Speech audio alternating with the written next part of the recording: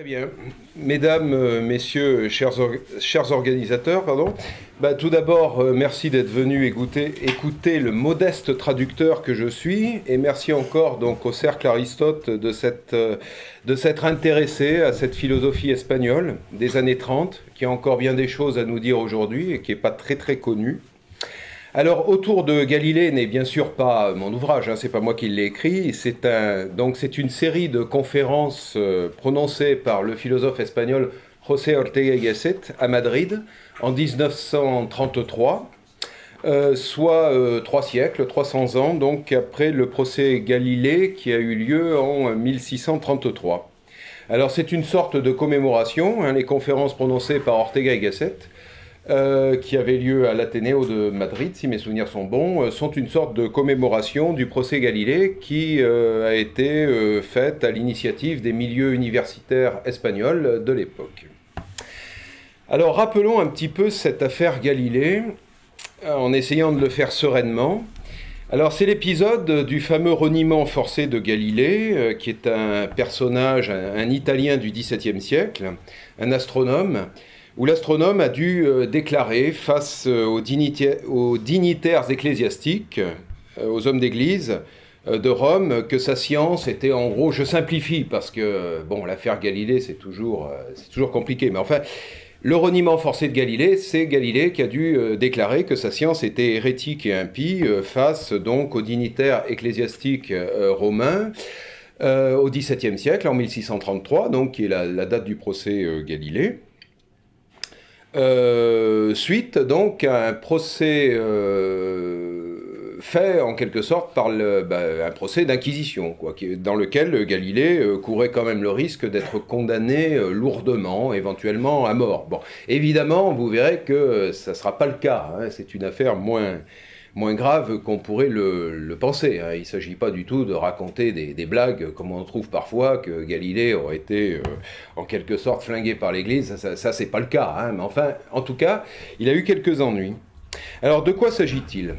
Galilée est un physicien italien, donc un astronome, qui choisit de soutenir, comme Copernic, un siècle avant lui, au XVIe siècle, que la Terre n'est pas immobile au centre du monde, mais qu'elle tourne sur elle-même, ce qu'on appelle une rotation, et autour du Soleil, ce qu'on appelle une révolution. Alors ce nouveau système scientifique, astronomique, c'est ce qu'on appelle l'héliocentrisme, c'est-à-dire le Soleil au centre. Alors cette science nouvelle, comme on disait à l'époque, en italien d'ailleurs, cette science nouvelle s'oppose bien évidemment à une ancienne conception qui était appelée le géocentrisme, qui plaçait la Terre au centre du monde. Et le géocentrisme, donc, c'est l'idée d'abord que la Terre est au centre du monde, et c'est l'idée que la Terre ne bouge pas, qu'elle est immobile au centre du monde, et que les autres corps célestes tournent autour d'elle, Soleil compris, bien sûr. Hein, voilà. Alors, ce géocentrisme avait été notamment soutenu par saint Thomas au XIIIe siècle, mais attention, il faut être très précis, il ne s'agit pas non plus de faire le procès de saint Thomas. Le géocentrisme de saint Thomas au XIIIe siècle, il le reprenait de la pensée païenne, de la pensée ancienne, c'est-à-dire qu'il le reprenait du grand philosophe grec Aristote, IVe siècle avant Jésus-Christ. Hein. Donc le thomisme est en quelque sorte, de ce point de vue-là, la science thomiste, si vous voulez, c'est une sorte de, j'allais dire de copier-coller, bon le terme est un peu anachronique, mais c'est un peu une sorte de copier-coller de la science d'Aristote, hein, IVe siècle avant Jésus-Christ, et de ses successeurs, entre guillemets, immédiats. Et dont le dernier sera, enfin le terme immédiat est un petit peu abusif, mais le dernier sera Ptolémée, qui est un physicien de culture grecque de l'Empire romain et du IIe siècle après Jésus-Christ. Donc ce qu'il faut bien comprendre, c'est que la science du Moyen-Âge, enfin en tout cas la science du XIIIe siècle, la science de saint Thomas, qui est l'un des docteurs les plus éminents de l'Église, c'est une reprise donc de la pensée païenne, Aristote au début, IVe siècle avant Jésus-Christ, et pour finir le plus grand d'entre tous les astronomes de l'Antiquité, qui était Ptolémée, donc IIe siècle après Jésus-Christ. Alors à l'époque de Galilée, le pape Urbain VIII, qui est tout ce que j'ai lu de ce pape, ça avait l'air d'être un homme assez sage hein, et assez modéré. Le pape Urbain VIII lui-même a des doutes quant à la validité de la vieille science. Hein, je pense que ça se sent très nettement chez Urbain VIII, il a des doutes. Hein. Bon, est-ce que la Terre est immobile ou pas? Il a quelques doutes, et il a d'ailleurs une certaine admiration pour Galilée, bon, enfin, il considère Galilée avec une certaine amitié même. Hein. Alors, Galilée va publier ses travaux en 1632 à la demande expresse du pape. Il faut le savoir, c'est le pape qui a commandé l'ouvrage. Hein, voilà, c'est le pape qui a commandé l'ouvrage. Donc il publie ses travaux en 1632 à la demande expresse du pape.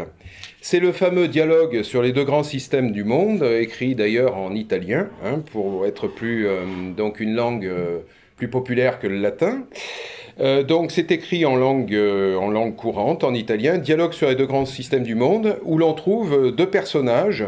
C'est à l'époque où la science se faisait via des dialogues, une science un peu littéraire. On trouve deux personnages qui incarnent les deux conceptions opposées. C'est-à-dire vous avez un personnage qui incarne le géocentrisme, la Terre est immobile au centre du monde, et vous avez un personnage qui incarne l'héliocentrisme, c'est-à-dire le Soleil est immobile, lui, et la Terre tourne autour. Bon, il y a deux personnages. En réalité, il y en a trois. Il y en a un qui sert d'arbitre.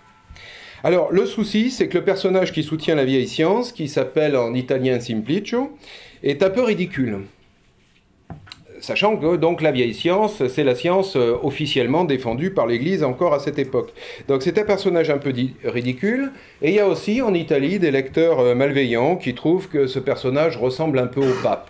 Alors, à tort ou à raison, je ne vais pas rentrer dans les controverses historiques, là, je ne suis pas compétent pour en parler, mais bon, disons que le personnage qui soutient la vieille science est un peu ridicule. Bien, et on trouve qu'il ressemble un peu au pape.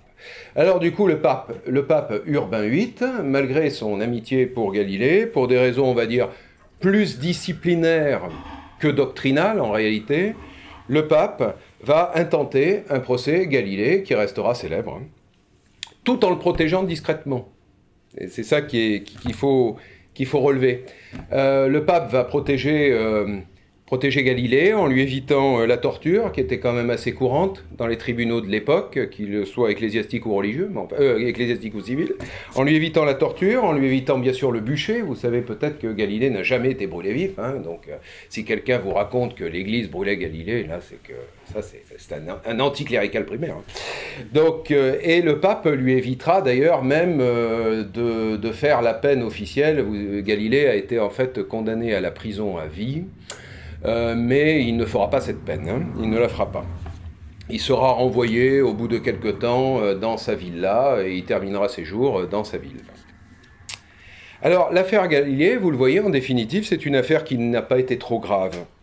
Mais malgré tout, il faut quand même reconnaître que ça n'a pas non plus été une affaire agréable. On rappelle par exemple qu'en 1600, c'est-à-dire 33 ans avant, donc c'est pas très éloigné, le moine italien Giordano Bruno avait été brûlé vif pour diverses hérésies et aussi pour ses idées héliocentriques. Alors certes, sans vouloir polémiquer, il existe à l'heure actuelle sur Internet tout un courant révisionniste qui tend à démontrer, vaille que Giordano Bruno n'aurait pas été brûlé. Bon, admettons. Mais enfin, il est clair de toute manière que dans cette première moitié du XVIIe siècle, les gens vivaient dans une période dangereuse et que le fait qu'un savant, en quelque sorte, soit brûlé vif ou enfin en tout cas inquiété pour ses idées, à l'époque, c'était pas impossible. Hein? À notre époque aussi, il y a peut-être des savants qui sont inquiétés pour leurs idées, mais peut-être pour d'autres raisons. Mais on ne va pas rentrer dans des polémiques. Mais enfin, en tout cas, au XVIIe siècle, un astronome pouvait être inquiété pour ses idées, voire éventuellement passer sur un bûcher. Ce n'était pas complètement impossible. Alors donc, que Giordano Bruno, le moine italien héliocentrique, ait été brûlé vif ou pas, il n'empêche donc qu'à cette époque, la chose était, il faut bien le dire, faisable. Bon. Alors, justement, ça nous permet un petit peu de penser l'époque moderne. Le XVIIe siècle, c'est déjà bien l'époque moderne. Hein. Le XVIIe siècle, c'est le grand siècle d'ailleurs de la modernité. La modernité, l'époque moderne, elle commence donc, on va dire, par un divorce, une espèce de divorce entre l'Église et la science. Alors, ça, il faut quand même bien s'en rendre compte. Si on est un petit peu nostalgique de l'Inquisition, il y a des gens sur Internet qui sont un peu nostalgiques de l'Inquisition, il faut quand même qu'ils se rendent compte qu'à l'époque, l'Église n'apparaissait pas toujours comme une institution sympathique. Il faut quand même bien le reconnaître. Hein. Et je ne suis absolument pas anticlérical. Hein. Là-dessus, on ne peut pas m'accuser d'anticléricalisme. C'est pas la question.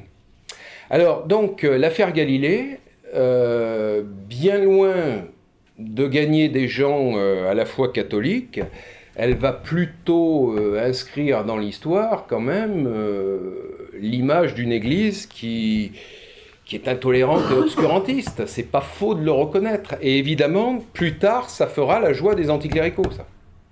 Hein, il faut quand même s'en rendre compte. Voilà.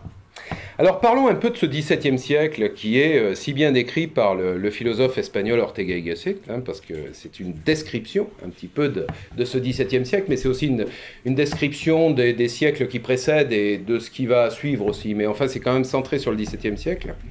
Parlons un peu de ce XVIIe siècle. C'est essentiellement trois grands physiciens, je vais les rappeler, c'est Kepler, Galilée et Descartes, qui meurent le dernier en 1650.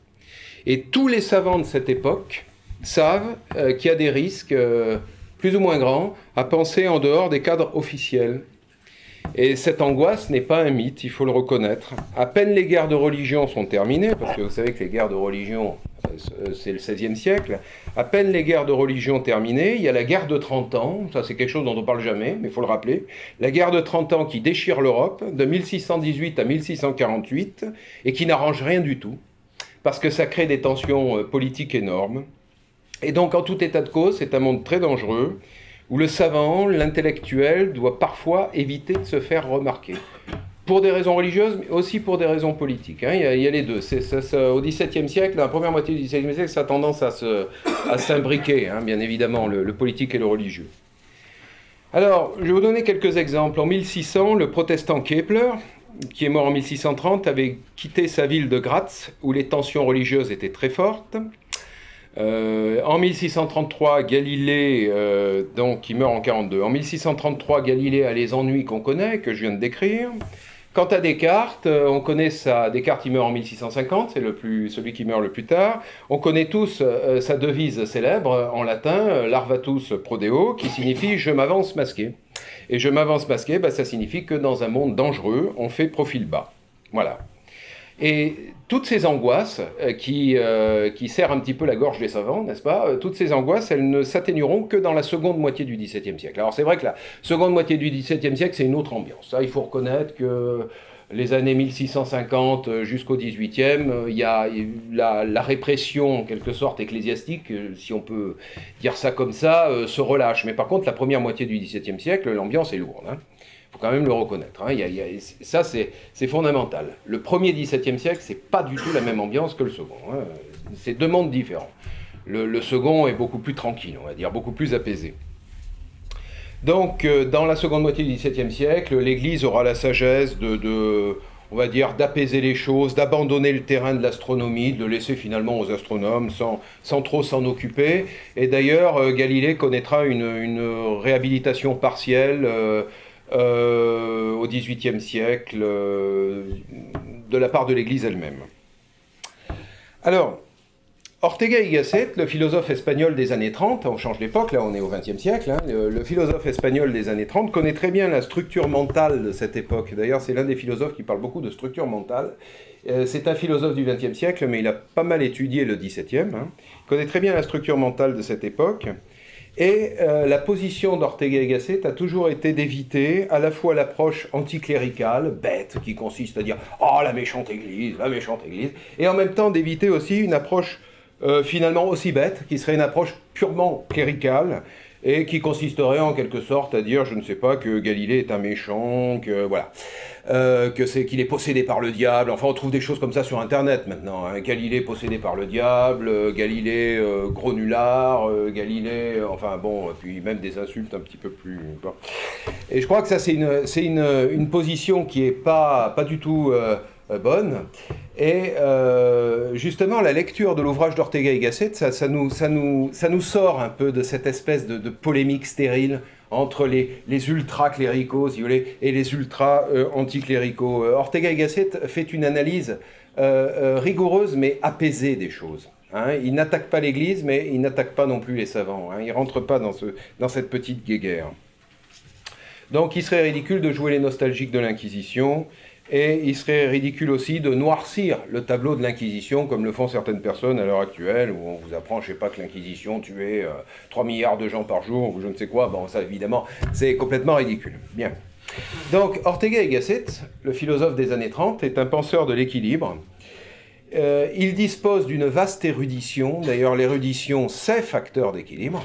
Il dispose d'une vaste érudition historique, philosophique, qui lui permet de concevoir la culture médiévale qui précède la culture moderne, mais il connaît à fond aussi le dossier de la modernité. C'est ça qui est fascinant chez Ortega, il connaît à fond les deux dossiers, le Moyen-Âge et la modernité, qui sont pourtant des mondes extrêmement différents, totalement différents. Il connaît les deux. Donc il évitera de diaboliser une période par rapport à une autre. Il ne va pas accabler les médiévaux, Ortega y Gasset n'accable pas les médiévaux, qu'il appelle d'ailleurs, il leur rend hommage, il les appelle les purs chrétiens. Si vous voulez, les médiévaux, les gens du Moyen-Âge, c'est les chrétiens chimiquement purs, en quelque sorte, c'est les purs chrétiens. Ce qui, sous la plume d'Ortega y Gasset, est très élogieux. Il faut savoir que Ortega y Gasset est un catholique culturel, même s'il a perdu la foi quand il était adolescent. En fait, c'est un catholique culturel et il connaît bien, évidemment, la culture catholique. Donc, il évite absolument d'accabler les médiévaux, auxquels il rend un grand hommage, il les appelle les purs chrétiens, mais il évite, évidemment, d'accabler les modernes. Hein. Les modernes, qui sont les gens centrés en quelque sorte sur la recherche scientifique. Hein. Ce qui caractérise la modernité, c'est en quelque sorte le fait que la recherche scientifique devient une valeur centrale, si vous voulez. Ça ne veut pas dire, bien sûr, que les modernes cesseront d'être des religieux. Hein. On y viendra, ça. Mais la science rentre sur le devant de la scène chez les modernes, tandis qu'au Moyen-Âge, c'est Dieu qui est sur le devant de la scène. Hein. C'est ça la différence entre un médiéval et un moderne.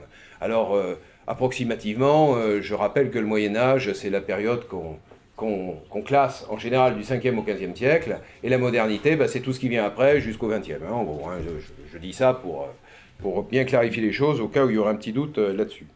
Donc Ortega y Gasset fait ce qu'on appelle des grandes périodisations, c'est-à-dire il essaye de définir les âges de l'humanité, et il essaye de montrer comment ces âges de l'humanité naissent, croissent, si je puis dire, et meurent, pour des raisons qui sont liées en fait aux besoins de l'humanité. Les païens avaient besoin d'être païens, comme les médiévaux avaient besoin d'être médiévaux, je vais essayer de le montrer, comme les modernes ont eu besoin d'être modernes. Hein. C'est ça qu'essaye de faire Ortega y Gasset. C'est pas un complot, c'est pas des méchants Illuminati reptiliens qui ont créé la modernité, si vous voulez. La modernité répond à un besoin. Hein, voilà. Comme le Moyen-Âge chrétien, chimiquement pur, répondait à un besoin, comme le paganisme répondait à des besoins. Voilà. Donc, il faut savoir qu'Ortega y Gasset était un grand polyglotte. Il maîtrisait le latin, le grec, il avait fait ses études en Allemagne, etc. Et un peu comme l'a fait le philosophe allemand Hegel au XIXe siècle, il essaye à chaque fois d'analyser ce qu'est le Zeitgeist d'une époque, c'est-à-dire l'esprit du temps. Hein, ce que les Espagnols appellent... je crie trop fort ou pas? Merci. Ce que les Espagnols appellent la cosmovision, hein, c'est un peu l'équivalent, cette vision cosmique, cette vision du monde, en fait, c'est un peu l'équivalent du Zeitgeist des Allemands. En fait, c'est pas tout à fait exact ce que je vous dis. Disons que le Zeitgeist, ça serait le espíritu del tiempo. Et la cosmovision, ça serait plutôt la Weltanschauung des Allemands. Mais enfin, bon, en tout cas, c'est assez proche. Hein, voilà. Donc, Ortega y Gasset va essayer d'expliquer comment l'humanité passe d'un stade à l'autre. Et ce qui est fascinant chez Ortega, et c'est tout le fond de sa philosophie de l'histoire, c'est de montrer qu'entre ces grands stades de l'humanité, il y en a trois en fait. Il y a le paganisme, le christianisme, en Europe hein, bien sûr, il y a le paganisme, le christianisme et la modernité. Entre ces trois stades de l'humanité, il y a des crises. Il y a des crises qui vont précipiter la mort du premier stade pour engendrer la naissance du second stade. Voilà, si vous voulez, un petit peu comment se déploie la philosophie de l'histoire d'Ortega y Gasset. Parce qu'en réalité, autour de Galilée, c'est ça, hein, c'est un ouvrage de philosophie de l'histoire. C'est accessoirement de la philosophie des sciences, un petit peu, mais c'est surtout de la philosophie de l'histoire et de l'histoire des idées. Et d'ailleurs, accessoirement aussi, mais c'est quand même très important, Comme Ortega y Gasset écrit dans les années 30, il est l'un des premiers penseurs au monde de la postmodernité. Ce qui est très important aussi, je vais en parler dans cette petite allocution, la postmodernité, c'est justement quand on sort du monde moderne. Et là, si on faisait, nous tous dans cette salle, il n'y a aucun d'entre nous qui soyons des modernes. Il ne faut pas rêver. Donc, si vous voulez, la guéguerre conspirationniste entre les modernistes et les antimodernistes, et tatati et tatata, en réalité, historiquement, il n'y a pas de modernes dans cette salle. Il n'y en a aucun. Il n'y a pas de médiévaux non plus. Hein. Il n'y a pas non plus de païens. Historiquement, il n'y a que des postmodernes. Nous sommes des postmodernes à partir du début du XXe siècle. La postmodernité, si vous voulez, c'est la fin de la religion scientifique. Si vous voulez, le Moyen-Âge, c'est Dieu au premier plan. La modernité, c'est la science au premier plan, c'est la divinisation de la science, avec tout ce que ça peut avoir de grand et de beau d'ailleurs. Hein. Et la postmodernité, c'est quand la science commence à faire peur avec le naufrage du Titanic, avec la Première Guerre mondiale, armes de destruction massive, la Deuxième Guerre mondiale, la bombe atomique, et puis plus tard, la pollution, la radioactivité, les problèmes de l'environnement, etc. C'est ça la postmodernité. On est tous des postmodernes, si vous voulez. Nous n'avons pas la religion de la science. Nous avons une science extrêmement puissante, plus puissante que la science moderne, mais nous sommes une civilisation où la science nous fait peur. Et nous sommes donc des postmodernes. Et donc la petite guéguerre entre médiévistes et modernistes qu'on voit se déchaîner sur Internet, c'est une guéguerre qui, historiquement, est un petit peu vaine, si vous voulez. Nous tous, qu'on soit, si vous voulez, catholiques traditionnalistes ou, j'en sais rien, moi, catholiques conciliaires ou athées ou bouddhistes ou je ne sais quoi, aucun d'entre nous n'est moderne, on est tous postmoderne. Bon, ça je tenais à le dire. Alors je vais essayer maintenant de balayer. Voilà, j'ai toujours peur d'être ou trop... Bon, enfin... Oui, c'est le temps. Très bien. Je vais essayer de balayer donc les trois grands stades de l'humanité occidentale. En tout cas, bien sûr, je ne vais pas vous parler... je ne sais pas, du développement de la pensée chinoise, parce que je n'ai pas compétence pour le faire, et Ortega y Gasset non plus ne le fait pas, mais enfin je vais quand même essayer de balayer les trois grands stades de la pensée occidentale, que sont la pensée païenne, la pensée chrétienne, et la pensée moderne. Alors, à tout seigneur, tout honneur, eh bien, essayons de commencer par ce qu'on appelle l'Antiquité païenne, païenne au sens historique bien sûr, parce que le mot païen a fini par devenir une sorte de terme péjoratif, qui signifie d'ailleurs paysan. Ça désignait à l'époque du christianisme des cultes qui étaient restés païens dans certains milieux ruraux. Mais moi je n'emploie pas païen dans ce mot-là, j'emploie païen dans le mot, dans le sens historique, c'est-à-dire les païens, ça signifie, dans ce que je dis là, ça signifie la civilisation d'avant les chrétiens, quoi, d'avant le passage au christianisme. Hein, voilà. Alors à tout seigneur, tout honneur, ben, on va essayer de commencer par nos grands ancêtres, qui étaient des gens, il faut bien le dire, très intelligents. Il y a quand même eu des Platons, des Aristote, enfin c'est pas rien. Donc commençons par les païens. Si vous n'aimez pas le terme païen, ben, commençons par les antiques. Les gréco-latins, ce qu'on appelle les gréco-latins en gros. Hein. Alors ça va des présocratiques, hein, environ 8e, 7e, 6e siècle avant Jésus-Christ, jusqu'à l'agonie fatale de la culture païenne qu'on pourrait situer au IVe siècle après Jésus-Christ, à peu près au moment où l'empereur Constantin christianise l'Empire, quoi. Voilà. Donc vous remarquez que la civilisation païenne, ça balaye quand même énormément de siècles. Hein. Du 8e au 4e, ça fait, si je suis pas trop mauvais, ça fait 12 siècles. Bien, j'ai parfois des problèmes de calcul mental, mais bon. Donc à peu près 12 siècles. Bien. Alors quel est l'esprit de cette époque païenne? C'est une sorte de foi, mais en des sortes de transcendances immanentes. Ce sont des valeurs très hautes. Hein. Attention, les païens, ce n'est pas des petits rigolos. Hein. Ils ont des valeurs très hautes, très exigeantes. Ce sont des civilisations, il faut bien le dire, viriles. Hein. Des valeurs très hautes, mais des valeurs qui ne sont pas surnaturelles ou pas fondamentalement surnaturelles. Je vais essayer de vous lister ces valeurs, comme le fait Ortega y Gasset. C'est le cosmos, monde, mundus en latin. C'est la physis, natura, la nature. C'est la sophia, très importante, la sagesse, évidemment. Hein. Ça, c'est fondamental chez les païens. C'est le logos. Le logos, c'est-à-dire la raison, le discours argumenté, le discours, j'allais dire le discours raisonnable. Enfin, c'est presque fade. Hein. Mais donc le logos, la cité, la cité au sens d'une petite entité politique qu'il faut défendre avec patriotisme. C'est la politique, bien sûr, c'est le patriotisme. Enfin, voilà quelles sont les valeurs du monde gréco-latin. La police, P-O-L-I-S, enfin, avec un sigma à la fin, pas la police, hein, pas les policiers, hein, la police, la cité ou la civitas en latin. Donc, la politique, le patriotisme, l'État, bien sûr, qui va devenir hypertrophique avec Alexandre le Grand, d'abord, avec les Romains ensuite, et puis plus encore chez les Romains, me semble-t-il d'ailleurs. L'État, l'armée aussi, chez les Romains, très forte, mais chez les Grecs également. Alors, c'est quoi un bon Grec? C'est quoi un bon Romain? Ben, ce sont des gens qui vouent une sorte de culte à ces grandes valeurs qui sont naturelles, certes, qui sont terrestres, mais qui sont très exigeantes. Il ne faut pas s'étonner, par exemple, que les dieux de nos braves païens aient incarné soit des forces naturelles, soit des vertus politiques. Par exemple, Athéna, la déesse qui patronne Athènes, hein, une ville qui existe encore, hein, bien sûr. Ben, Athéna, la déesse Athéna, c'est la sagesse, et puis en même temps, c'est la guerre. Vous voyez? Voilà. Donc, dans le monde païen, il y a cette présence de ces transcendances. Voilà. De ces sortes de transcendances immanentes. Alors, il y a aussi autre chose dans le monde païen. Dans l'actuel Proche-Orient, il y a un autre système qui domine et qui va donc être présent même lorsque les Romains vont coloniser le Proche-Orient, enfin ce qu'on appelle aujourd'hui le Proche-Orient. Il y a un autre système, bien sûr, de valeurs, qui est le judaïsme aussi, qui est une religion de la loi, si vous voulez. Donc, c'est très différent du système païen. Mais il faut bien avoir conscience qu'il y a cette racine forte païenne en Occident, mais il y a aussi le judaïsme qui bien sûr influence l'Empire romain et qui est influencé par l'Empire romain. Et ça, c'est quand même deux choses à comprendre. C'est deux choses à retenir parce qu'on ne pourrait pas comprendre le christianisme, bien sûr, s'il n'y avait pas une racine païenne et une racine juive. Eh oui.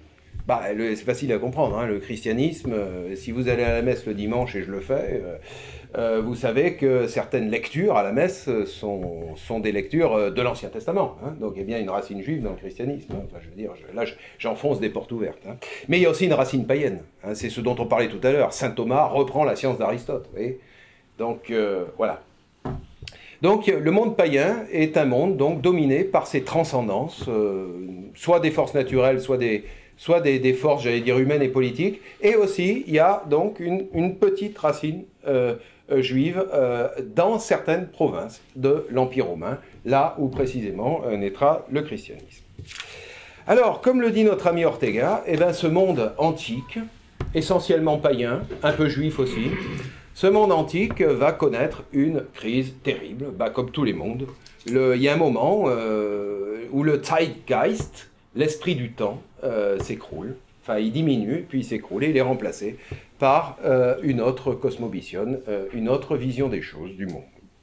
Alors c'est quoi la crise du monde antique? Crise du monde antique, c'est long, hein, une crise. D'ailleurs, là je tiens à vous rassurer et en même temps à vous inquiéter tout de suite, une crise c'est long. Ortega y Gasset périodise des crises qui font 3 ou 4 siècles. Et j'ai comme dans l'idée, en lisant Ortega y Gasset, mais c'est aussi une opinion personnelle, que la crise de la postmodernité, elle n'est pas finie. Et qu'elle risque, si je puis dire, de se prolonger après notre mort. Voilà. Et vous allez voir, la crise du paganisme, c'est... oui, c'est... 4 siècles. Hein. C'est pas mal quand même. Hein. 4 siècles. Alors, qu'est-ce que la crise du paganisme? Eh bien, une crise, d'abord, qu'est-ce que c'est qu'une crise historique chez Ortega y Gasset? Eh bien, c'est, si vous voulez, il y a l'Antiquité qui croit elle-même, et puis il y a l'Antiquité qui n'y croit plus. C'est ça, une crise. Comme plus tard, il y aura le Moyen-Âge qui croit en lui, et le Moyen-Âge qui n'y croit plus.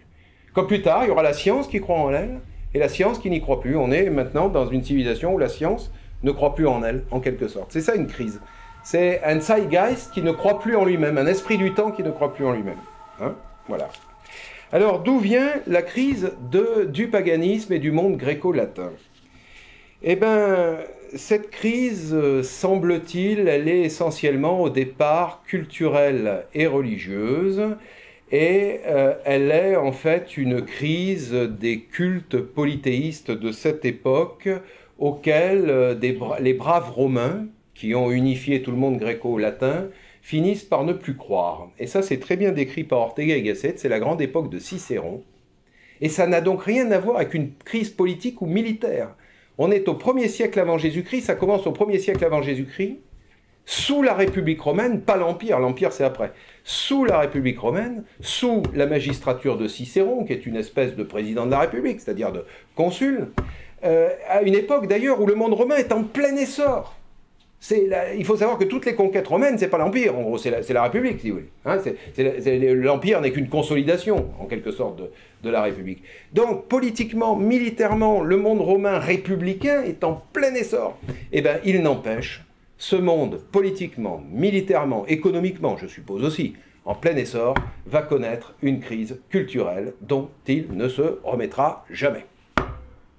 Et c'est une crise, donc, qui est culturelle et religieuse. C'est une désaffection, un doute, si vous voulez, énorme en ce qui concerne les cultes païens. Et le premier grand penseur romain républicain, je dis bien 1er siècle avant Jésus-Christ, hein, le premier grand penseur romain républicain à avoir pensé cette crise, et en tout cas en avoir témoigné dans ses écrits, c'est Cicéron. Le consul Cicéron, qui était en plus de cela pontife, il gardait un pont sacré. C'est de là d'ailleurs que vient le terme de souverain pontife, ensuite chez les chrétiens. Mais au départ, c'est une magistrature religieuse romaine républicaine, le pontificat. Il faut le savoir. Hein. Donc Cicéron, qui était à la fois consul, alors vous imaginez une sorte de président de la République, et pontife, c'est-à-dire une sorte de cardinal ou d'archevêque. Bah, si vous voulez transposer, si vous voulez. Bon, ça n'existait pas à l'époque, mais pour vous donner l'idée du prestige de Cicéron. Probablement le plus grand écrivain romain, enfin l'un des plus grands de tous les temps. Et bien Cicéron écrit des ouvrages où il montre que finalement il est en plein désarroi, il est complètement désorienté. Il décrit la religion de ses ancêtres, qu'il continue à présider en tant que pontife, qu'il continue à organiser, qu'il continue à gérer. Et il décrit ça comme s'il décrivait quelque chose de lointain et d'étrange auquel il ne croit plus beaucoup. C'est ce qu'on appelle une crise culturelle. Il continue, bien sûr, à assumer ses fonctions politiques et religieuses de manière un petit peu mécanique. Ça ne le dérange pas beaucoup, d'ailleurs, parce que c'est un homme très riche, il a des villas, il a des esclaves. Bon, donc, comme il vit dans une, j'allais dire, dans une, comment expliquer ça, dans une certaine abondance, dans une certaine opulence sociale et matérielle, son désarroi est un petit peu tempéré par le fait qu'il a la belle vie, finalement, Cicéron. Mais dans ses ouvrages, il montre, il témoigne du fait que finalement, disons les choses un peu brutalement, bah, il ne croit plus au Dieu de son époque. Il ne croit plus au Dieu de son époque. Et d'ailleurs, ce n'est pas pour rien que l'Empire romain va diviniser l'empereur. Hein. À mon avis, ça vient de là. Hein. C'est que comme les dieux traditionnels, on n'y croit plus trop. Bon, bah à mon avis, on va se faire un dieu un peu plus temporel, voilà, on va diviniser le chef d'État, tout en conservant des cultes, mais enfin, bon, voilà. Donc vous imaginez l'immense désarroi culturel de Cicéron, hein, le plus grand écrivain romain, qui nous dit, bon, finalement, ouais, la religion, ouais, bah, j'exagère un peu, mais c'est un vieux truc d'autrefois, bon, on a des religions, nous, dans notre empire. Alors, les Grecs, ils font des cultes comme ça. Là-bas, ils font des cultes comme ça. Et puis là-bas, bon, ouais, enfin, oui, on a une religion. Enfin, non, c'est même pas on a une religion, on en a plein. Mais finalement, bon, voilà. Bon, ben ça, je résume de manière un petit peu caricaturale, mais en gros, Cicéron nous explique son désarroi face à la culture et surtout à la religion de son époque. Et donc, c'est là que, c'est au moment de cette République romaine, qui est pourtant politiquement et militairement en plein essor, c'est au moment c'est au moment de cette République romaine, au 1er siècle avant Jésus-Christ, que vont proliférer des tas de penseurs qu'on pourrait qualifier à l'heure actuelle d'anarchistes. Alors, il y a par exemple un renouveau du cynisme, qui est une vieille invention des Grecs, mais il y a des néo-cyniques romains qui prolifèrent, il y a des prédicateurs hirsutes, des gens un petit peu bizarres, un petit peu nihilistes, un petit peu clochards, ben, ça commence à proliférer sous la République romaine au 1er siècle avant Jésus-Christ. Et ça témoigne d'une crise, la prolifération, si vous voulez, d'une anarchie, comme ça, de petits penseurs, de petits prédicateurs qui appellent à rejeter toutes les conventions, toutes les traditions, un petit peu des fauteurs de troubles, cette prolifération est toujours symptomatique des crises. D'ailleurs, on la vit aujourd'hui, on a un peu l'équivalent de ces gens-là, c'est-à-dire des gens qui prolifèrent sur Internet et qui vous disent que, je ne sais pas, la Terre a été créée il y a 15 jours par des petits hommes gris. C'est un peu l'équivalent, en plus caricatural, de tous ces prédicateurs barbus et hirsutes. Enfin, je ne sais pas s'ils étaient forcément barbus, mais ils étaient hirsutes en tout cas, de tous ces petits prédicateurs du 1er siècle avant Jésus-Christ, qui se réclamaient souvent du cynisme, souvent de religions exotiques, ils allaient chercher un autre bout, dans un autre coin de l'Empire romain. Enfin bon, voilà, prolifération d'anarchistes, si vous voulez, ou d'anarcho-religieux, bon, ou d'anarcho-philosophiques. Et le christianisme, d'ailleurs, va s'implanter dans ce contexte. Au départ, si vous voulez, alors là, Ortega y Gasset est un petit peu... Oh, il n'est pas blasphématoire, mais il est un petit peu... Et il va montrer que finalement, au départ, les prédicateurs chrétiens qui suivent, donc, enfin, les prédicateurs qui succèdent immédiatement au Christ, ils ont un petit peu ce côté-là, un petit peu côté révolutionnaire, quoi. De toute façon, le christianisme est une révolution, de toute manière. Hein, voilà. Donc, la crise du paganisme commence sous la République romaine. Alors évidemment, donc, à partir du 1er siècle après Jésus-Christ, je ne vais pas vous faire un dessin, évidemment, le Christ apparaît avec sa prédication et avec ses successeurs, notamment un successeur très remuant, justement, qui a un côté un peu hargneux, qui est donc Saint Paul. Et donc, mais en concurrence avec, bien sûr, toujours les anarchos philosophiques qui continuent.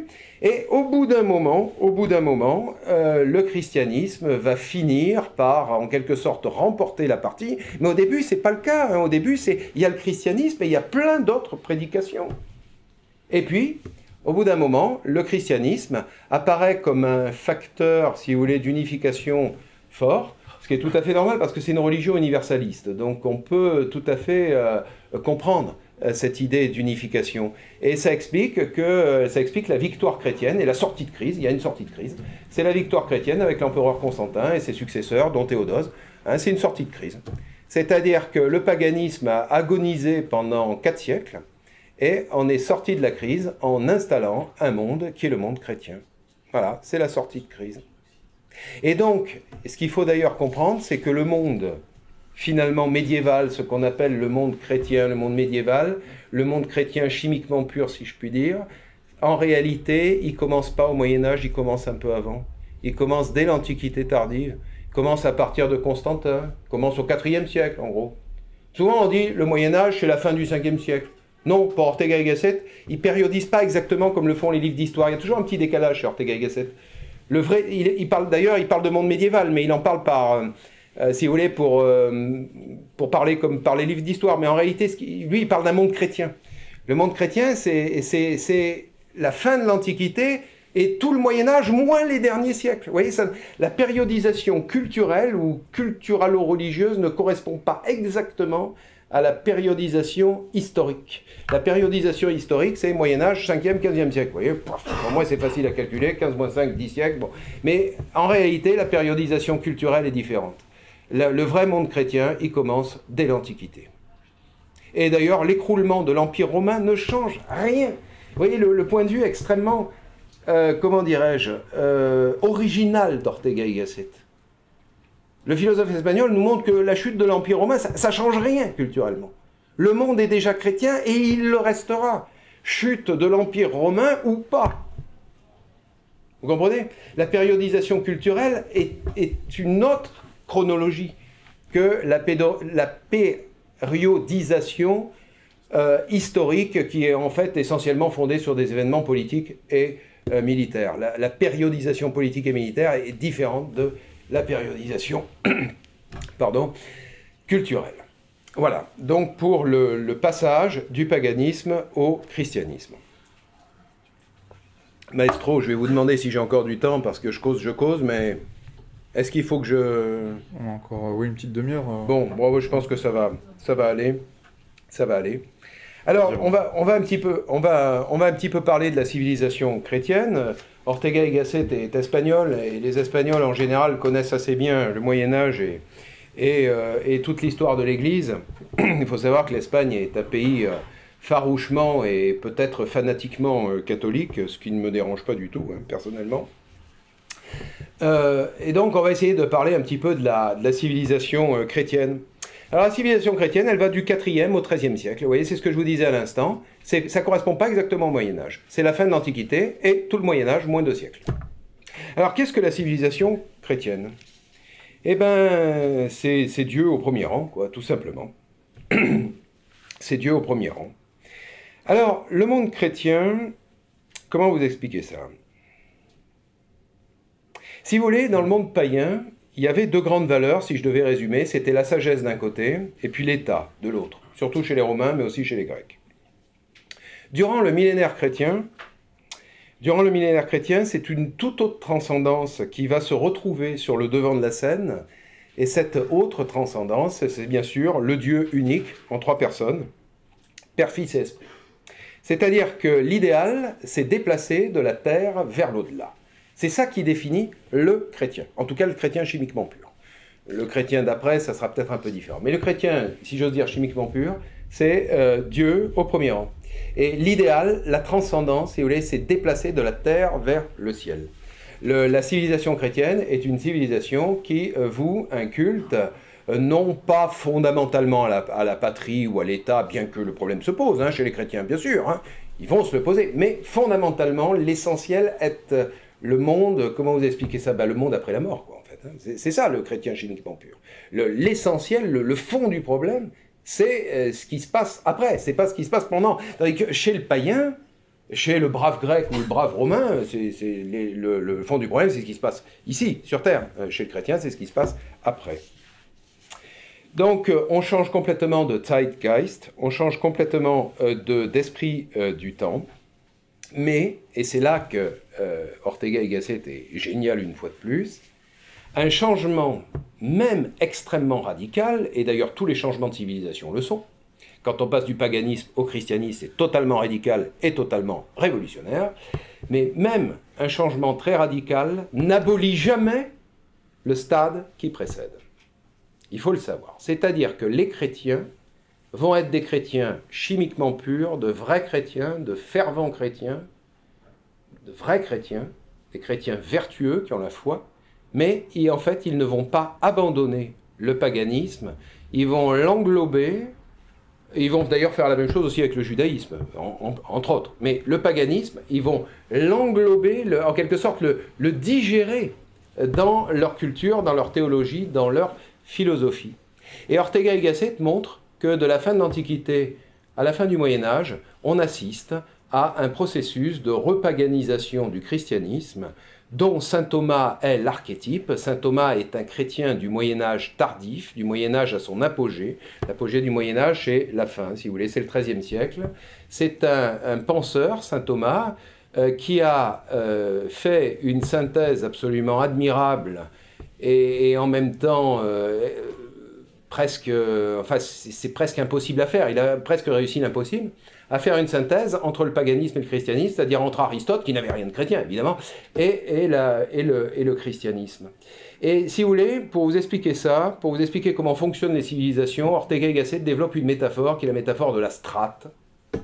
Il y a aussi la génération, mais la génération, c'est une toute petite période, ça fait 15 ans. Je n'en parlerai pas ce soir parce que c'est vraiment un problème à part, c'est très difficile. Mais la métaphore de la strate civilisationnelle, vous avez peut-être fait de la géologie, vous savez que dans le sol, enfin dans le sous-sol, il y a des couches. Et en fait, les chrétiens bâtissent leur civilisation sur une couche païenne, ou même sur une couche judéo-païenne d'ailleurs. Ils bâtissent leur civilisation sur une couche païenne. Et donc, la couche qui sert en quelque sorte de fondation, de substrat, de terrain plus profond, d'Urgrund, comme diraient les Allemands, vous savez, c'est le Grund, encore plus Grund que le Grund, vraiment le terrain profond, et ben la couche qui est en dessous n'est pas abolie. Au contraire, elle sert à porter la couche civilisationnelle, la strate civilisationnelle qui est au-dessus. C'est pour ça que il ne faut jamais diaboliser les périodes. Moi, parfois, sur Internet, je suis sidéré. J'entends « Oh, les païens, ils étaient possédés par le diable. » Vous vous rendez compte, ils ne croyaient pas au Christ. Bon, effectivement, un type qui vit 8 siècles avant Jésus-Christ, si vous voulez, si je ne crois pas au Christ, bon, c'est peut-être un peu normal quand même. Hein. Bon. Donc, vous voyez, on assiste maintenant à cette espèce de diabolisation des périodes. Bon, c'est ridicule.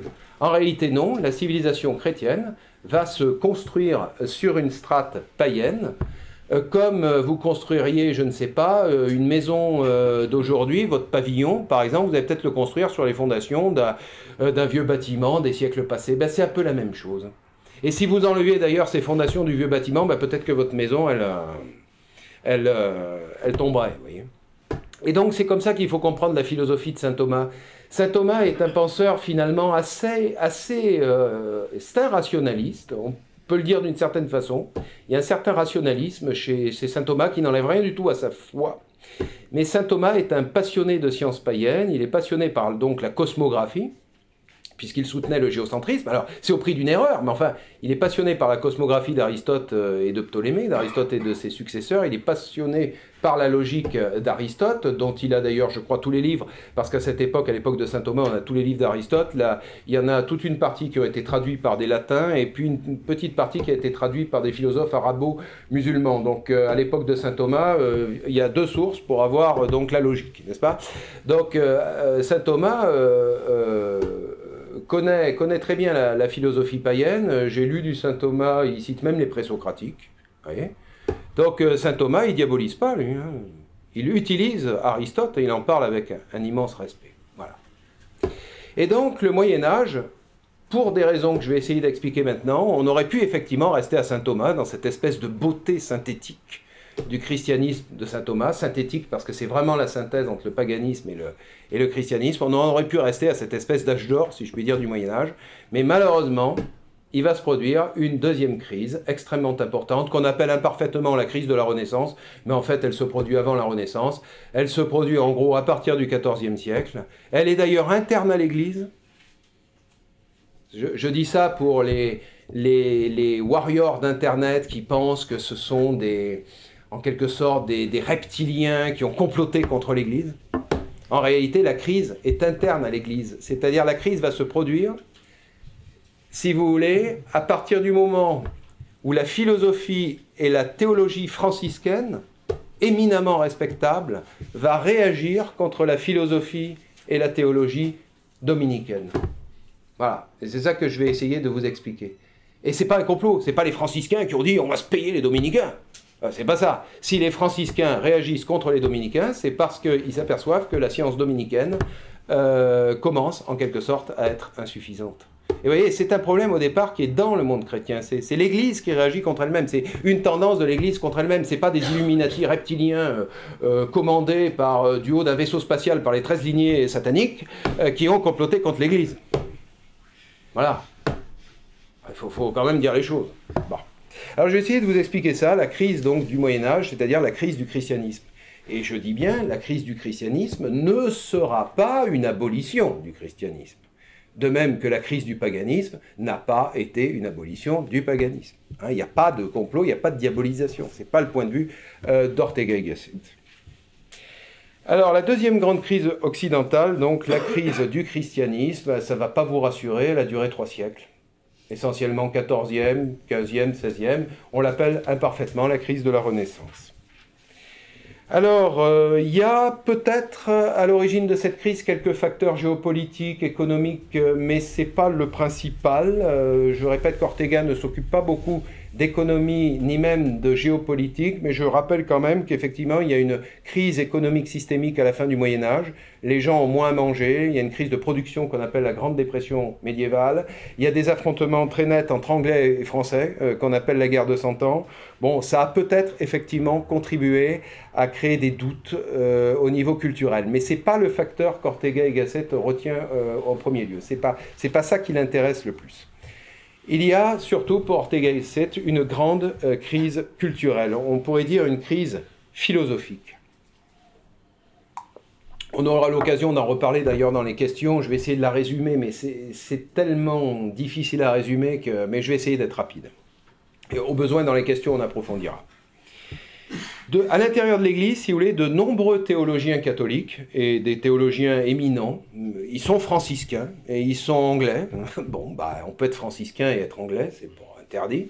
Je rappelle qu'à l'époque, les Anglais sont pas anglicans, hein, on est au Moyen-Âge, on n'est pas, c'est pas le schisme, hein, c'est pas... Bon. Donc c'est dans l'Église, hein. Donc il y a des franciscains, et des franciscains un petit peu, voilà, des Anglais, des Écossais, vous les connaissez peut-être, je vais les citer, qui vont réagir, alors un petit peu contre la théologie de saint Thomas, et beaucoup contre sa science. Alors je commence par la théologie. La théologie de saint Thomas est une théologie assez, comment dirais-je, assez rationaliste au sens où elle est apaisée.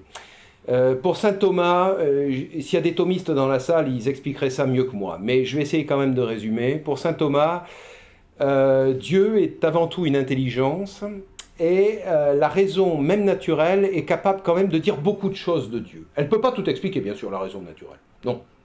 Mais la raison naturelle est quand même capable, chez saint Thomas, pour saint Thomas, c'est sa position, de dire beaucoup de choses de Dieu. Vous voyez ? C'est en ce sens que je parlerai d'un rationalisme thomiste, si vous voulez. La raison naturelle est capable de dire beaucoup de choses de Dieu. Dieu est une intelligence, et en plus, chez saint Thomas, il y a une légitimation, un amour presque, des sciences profanes. La raison naturelle a le droit, chez saint Thomas, de s'occuper de, je ne sais pas, moi, de cosmographie, ou est-ce que je sais, de ce dont s'occupait Aristote, c'est-à-dire de la reproduction des espèces, par exemple. Chez saint Thomas, on a le droit d'étudier... j'en sais rien, moi, la digestion des poulpes. Enfin, je cite cet exemple au hasard. Je ne sais pas si saint Thomas a parlé de la digestion des poulpes, mais enfin, je veux dire, il y a des ouvrages d'Aristote qui parlent de la digestion des poulpes, donc ça me revient à l'idée, c'est pour ça que j'en parle. Donc, chez saint Thomas, il y a une légitimité, si vous voulez, de la raison naturelle, de la raison qui s'occupe du profane. Voilà. Il y a déjà un rationalisme théologique, la raison a le droit de parler de Dieu, et la raison peut dire beaucoup de choses de Dieu, même si elle ne peut pas te dire. Donc il y a déjà une légitimation de la raison théologique. Et en plus, il y a un amour, une légitimation, un enthousiasme pour la raison profane. Ça, c'est saint Thomas. Bon, c'est une position très équilibrée. Il y a une espèce d'équilibre, comment dire, serein, heureux, chez le docteur Angélique. Je rappelle qu'il s'appelle le docteur Angélique, c'est peut-être pour ça. Il y a une espèce d'équilibre assez serein entre la foi et la raison. Voilà, ça c'est saint Thomas. Et bien pourtant, malgré cette synthèse absolument magistrale et séduisante, le monde médiéval va quand même rentrer en crise. Alors je vais essayer de vous expliquer pourquoi. D'abord, la crise est théologique. L'optimisme, si je puis dire, rationaliste de saint Thomas est remis en question par les franciscains écossais et anglais que sont Duns Scott, qu'on appelle le docteur subtil. Hein, c'est pas un incompétent, hein, ce sont des gens d'église, le docteur subtil. Faut pas l'oublier quand même, c'est pas rien. Et par un docteur encore plus célèbre que lui, qui est Guillaume d'Occam, qui est très diabolisé sur Internet. Alors là, sur Internet, on trouve parfois que Occam, il a été inspiré depuis un vaisseau spatial par les 13 lignées. Bon, enfin, on va pas refaire le même sketch, mais bon.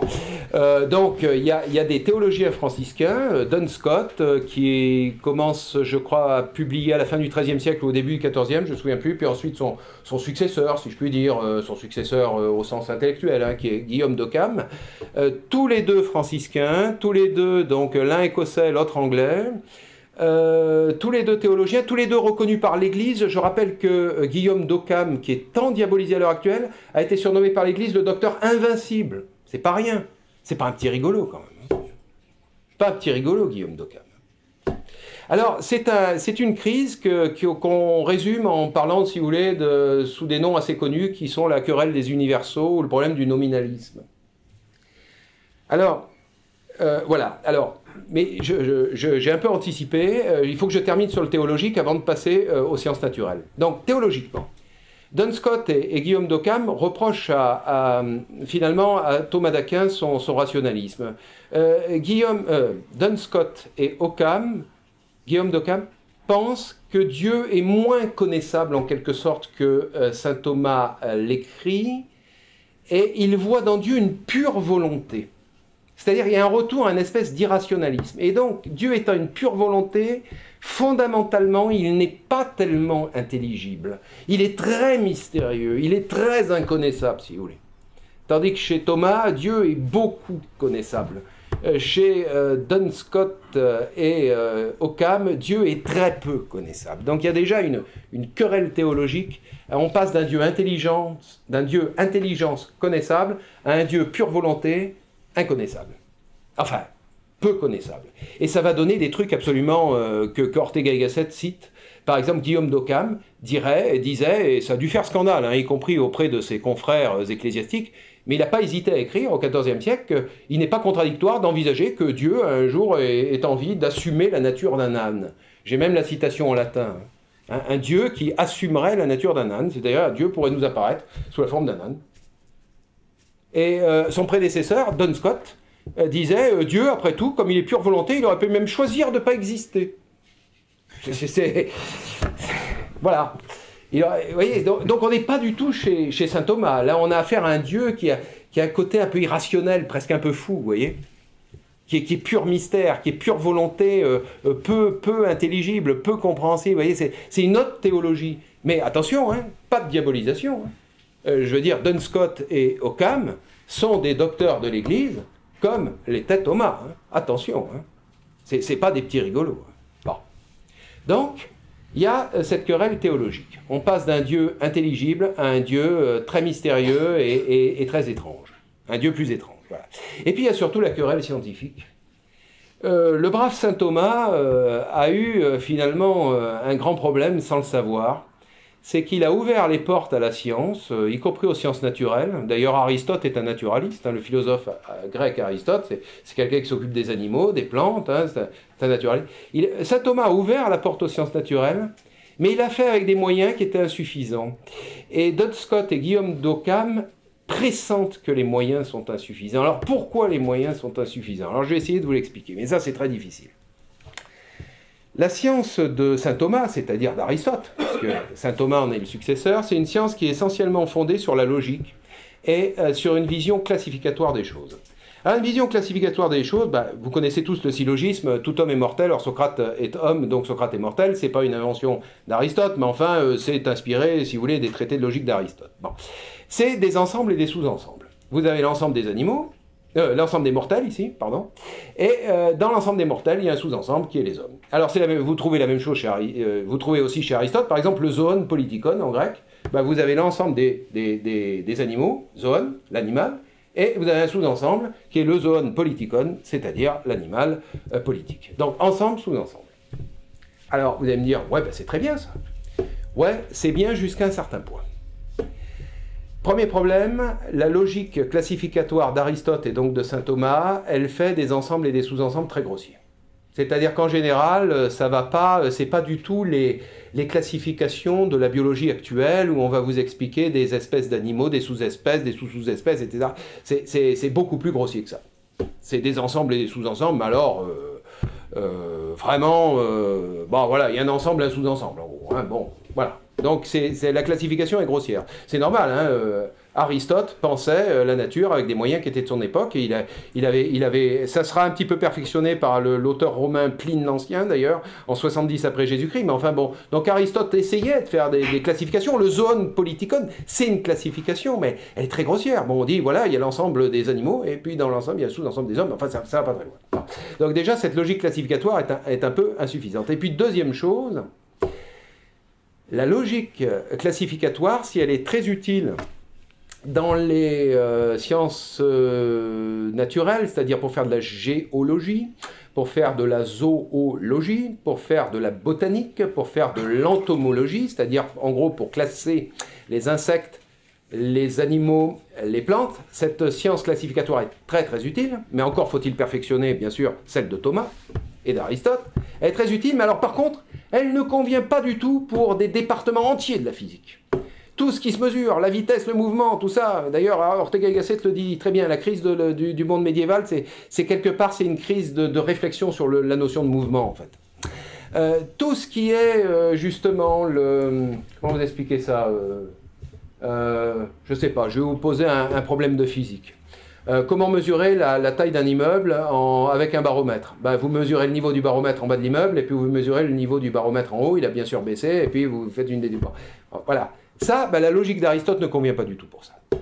Une science mathématisée, mesurante, calculante, qui commence à émerger à la fin du Moyen-Âge, qui va prendre son plein essor avec Copernic au XVIe siècle. Une science donc mesurante, calculatrice, mathématisée, focalisée sur le mouvement, alors que la logique d'Aristote, elle ne bouge pas. Hein. C'est des ensembles et des sous-ensembles, ça ne bouge pas. C'est statique, c'est pas dynamique. Une science comme ça, si vous voulez, ne peut pas se couler dans les catégories d'Aristote et de Thomas. Vous comprenez ce que je veux dire? Faire des ensembles et des sous-ensembles, et ben en gros, quand on fait de la physique, ça va pas. Ça marche pas. Voilà. Et des gens comme Duns Scott et Guillaume d'Occam commencent à intuitionner ça. Et c'est là qu'est la querelle des universaux et du nominalisme. C'est-à-dire que lorsque Scott et Occam disent que finalement, un nom, nominalisme, un concept, c'est juste une étiquette sur une boîte. Par exemple, homme, c'est une étiquette sur la boîte qui contient les hommes. Et Duns Scott et Occam disent bah, c'est pas terrible parce que ça ne nous dit pas grand-chose. Bah, ils ont raison. Certes, le concept, ça dit des petites choses, bien sûr. On peut définir, il faut pas faire de l'occamisme extrémiste, mais Occam n'était pas l'extrémiste de lui-même. Bien sûr qu'un concept, ça dit toujours un petit peu quelque chose. Vous pouvez lire dans un dictionnaire, vous pouvez lire la définition de l'homme. Vous allez apprendre des choses, comme vous pouvez lire la définition du chien et même la définition du labrador. Bon, mais néanmoins, cette logique, elle patine à un moment donné. C'est-à-dire que face à la diversité infinie du réel, et notamment des espèces végétales, animales, et puis aussi des phénomènes physico-mathématiques qui, eux, de toute façon, ne peuvent pas se penser en termes de classification, et bien, cette grosse logique, ces gros concepts-là, un peu grossiers, l'homme, qu'on définit en général par deux mots, bah, il bouge et puis il raisonne. Animal raisonnable. Mais ces gros concepts, ça ne suffit plus. Et des gens comme Duns Scott et Guillaume d'Occam ont l'intuition que ça ne suffit plus. Et c'est pour ça qu'ils réagissent non seulement contre la théologie de Thomas, mais ce n'est pas tellement contre sa théologie, ils réagissent contre sa science. Vous comprenez? C'est pas que Thomas avait une mauvaise science, mais c'était une science de l'époque, c'était une science un peu désuète. Et donc le docteur subtil d'abord, le docteur invincible ensuite, réagissent contre la science de Thomas. Et alors il va y avoir le coup de grâce. Alors je vais vous expliquer le coup de grâce. Alors, excusez-moi. Ben, le coup de grâce, c'est votre copain Copernic. Et là encore, c'est pas du tout un Illuminati reptilien piloté depuis un vaisseau spatial. Copernic est un moine, chanoine, je crois, c'est un bon catholique polonais. C'est pas du tout... il vient pas de la planète Mars. Hein. Donc Copernic, c'est le grand physicien du XVIe siècle. Il est tout à fait... c'est un astronome et un religieux. Il appartient pleinement à l'Église. D'ailleurs, je signale, je ne suis pas polonais, je connais mal la Pologne, mais enfin, s'il y a des Polonais dans la salle, je signale que la Pologne est un pays très très catholique et qu'il l'est resté. Hein. Bon. Donc votre ami Copernic... il s'aperçoit d'un truc tout simple parce qu'il est mathématicien. Vous voyez, mathématique et logique, c'est pas pareil. Hein. Il est mathématicien, il devait connaître la logique aussi. Mais c'est pas pareil. La logique, c'est simplement les ensembles qui s'emboîtent les uns dans les autres. Copernic, qui est mathématicien, s'aperçoit que pour prévoir des éclipses de lune et de soleil, si on suppose que la Terre tourne sur elle-même et autour du soleil, les calculs sont plus simples. Il n'en dit pas plus. Évidemment, comme cela s'oppose à l'enseignement de l'Église, qui était resté thomiste, et que comme l'Inquisition existe tout de même depuis le XIIIe siècle, c'est une institution, on peut en discuter des heures, mais qui n'est pas tellement sympathique, il faut quand même le reconnaître, Copernic a la prudence de montrer que son système est une pure hypothèse. Copernic, il dit, bon voilà, ça facilite les calculs. Ce qui est d'ailleurs en partie faux, parce que Copernic fait aussi des erreurs, qui compliquent ce qu'il avait voulu, mais on ne va pas rentrer dans le détail. Si vous voulez des détails, on fera dans les questions. Mais bon, votre ami Copernic, donc il dit, voilà, mathématiquement, c'est quand même plus simple, quoi. Le système d'Aristote et de Ptolémée, ça complique. Je vous signale que le système d'Aristote et de Ptolémée, pour expliquer l'alternance des saisons, c'était quelque chose. Hein. Le Soleil tourne autour de la Terre en 24 heures, mais en faisant un cercle qui se décentre. Donc il fait comme ça, je vous fais le geste, et puis après il redescend, et ça explique l'hiver et l'été. C'est très compliqué en fait mathématiquement. Bon. Je tiendrai des...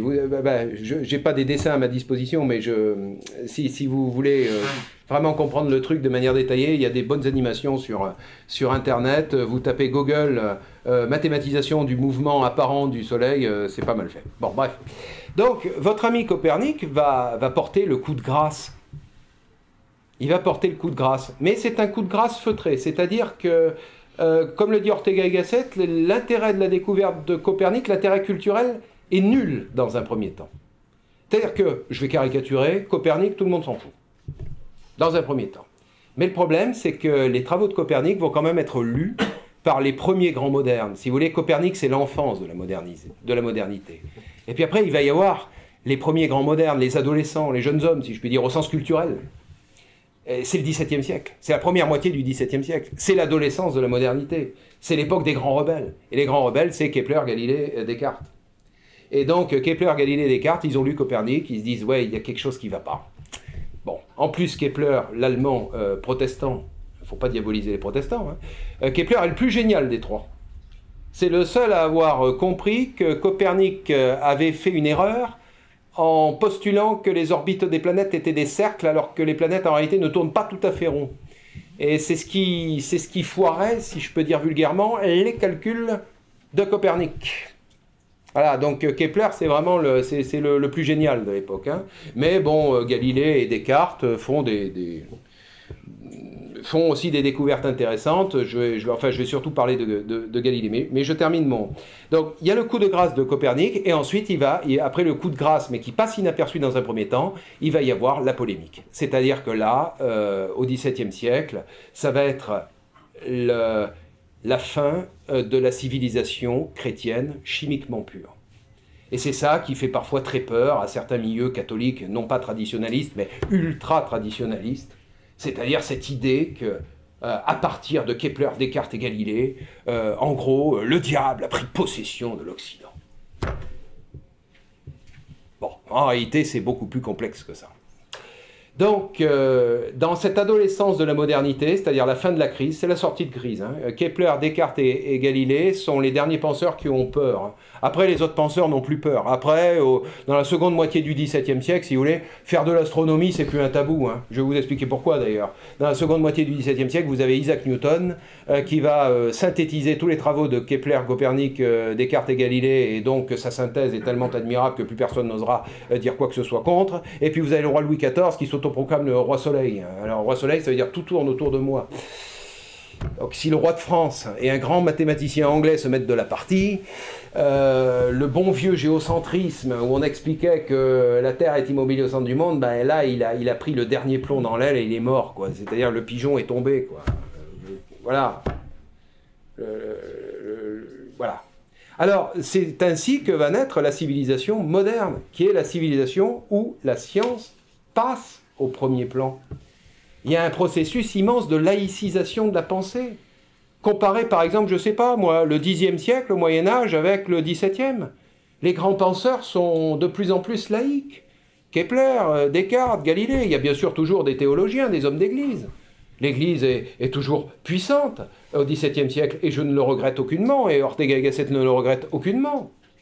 Mais disons que c'est les scientifiques qui passent au premier plan. Alors, est-ce que j'ai une minute pour vous parler des découvertes de Galilée, vite fait? Non, j'ai pas. Bon, alors on en parlera dans les questions. On en parlera dans les questions. Donc voilà, Galilée, c'est la sortie de crise. C'est pour ça que Ortega y Gasset a écrit un livre qui s'appelle Autour de Galilée, En torno a Galileo. C'est autour d'eux. Ça veut bien dire qu'il y a un pivot. Voilà, c'est autour d'eux dans le sens où il va parler de Galilée, mais en réalité, il parle de plein d'autres choses avant et après, et aussi dans le sens où c'est un pivot. Donc, après Galilée, la civilisation moderne est née, c'est-à-dire que la deuxième moitié du XVIIe siècle, c'est l'âge adulte de la modernité. On est définitivement moderne. Ça ne veut pas dire qu'on a cessé d'être chrétien. Arrêtons ces bêtises qu'on entend partout. Prenez par exemple le grand philosophe français Pascal. Il n'y a pas plus mystique, plus religieux, plus fervent que Pascal. Et en même temps, c'est le mathématicien, le physicien le plus moderne qui soit. C'est l'un des inventeurs de la météo avec Torricelli, qui est lui-même un disciple de Galilée. Donc vous voyez bien que ce n'est pas des reptiliens qui, depuis un vaisseau spatial, ont comploté contre l'Église. Bon, donc la civilisation moderne, c'est simplement que, et la métaphore d'Ortega est très belle, Ortega nous dit dans la civilisation moderne, Dieu est comme une chaîne de montagnes que vous voyez à l'horizon. Il est toujours là, mais il est un peu plus loin. Et le personnage qui est au premier plan, c'est la science. Et lorsque, bien sûr, je vais abréger un peu ma conférence, parce que je vois que notre maestro me regarde avec un air sévère, et lorsque nous aurons perdu notre foi en la science, c'est-à-dire à partir des premières années du XXe siècle, le Titanic, les catastrophes industrielles, les guerres mondiales, les armes de destruction massive, la bombe atomique, là, nous cesserons d'être des modernes pour devenir ce que nous sommes aujourd'hui et ce que nous allons probablement être pendant encore un siècle. Je ne sais pas ce qu'il y aura après. Nous avons cessé d'être des modernes, quoi. En gros, à l'époque où Ortega y Gasset écrit, et c'est donc l'un des premiers penseurs de la postmodernité, même s'il n'a pas inventé le mot, il n'y a pas pensé, mais Ortega y Gasset montre que nous avons perdu notre foi en la science. Comme les modernes ont fait reculer Dieu d'un cran. C'est pas la même chose, hein. Ils n'ont pas perdu leur foi en Dieu, mais ils ont fait... Nous, par contre, on a perdu notre foi en la science, ou en tout cas, on l'a fait reculer aussi d'un cran. Et donc, c'est ainsi que nous sommes devenus des postmodernes. Voilà, je conclurai sur cette note optimiste ou pessimiste, j'en sais rien, mais je préfère donc réserver pour les questions, parce que sinon, on va être un peu long. Merci. Merci à vous.